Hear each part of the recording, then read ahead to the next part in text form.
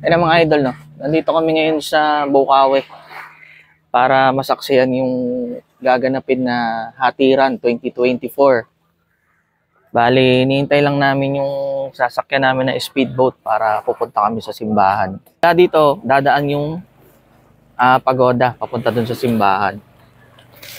Siguro nasa 5 kilometer pa mula rito sa pwesto namin papunta sa simbahan.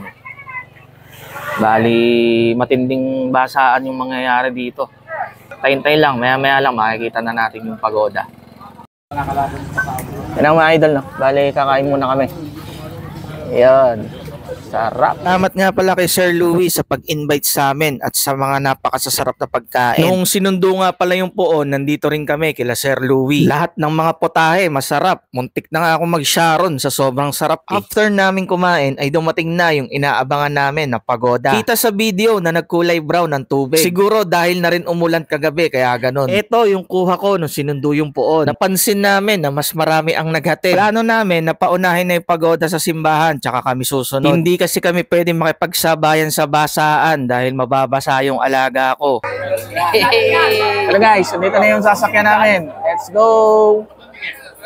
Hindi ko alam kung ano ang tawag sa ilog na to. Pero ang sabi ng driver ng bangka, etong ilog na to ay tagos na ng Manila Bay. At meron ding way dito papuntang Obando at Subic. Nung malapit na kami sa simbahan, nakikita na namin yung mga masasaya na nagbabasaan. Pero ako, hindi ko makuhang magsaya dahil hindi ko na plastic yung bag ng drone. Dito kami pwesto sa maliit na simbahan para makakuha ng mga ilang video clips. Hello mga idol, dito na kami sa may simbahan. Hindi kami nakaligtas sa basa. Basang-basa. Ligtas. Sus, kariyan sir. Wala talaga. Pambasa guys. Oh, puti na lang suot natin yung pangmalakasang riding jersey. Powerhouse clothing, kahit saan, pwede.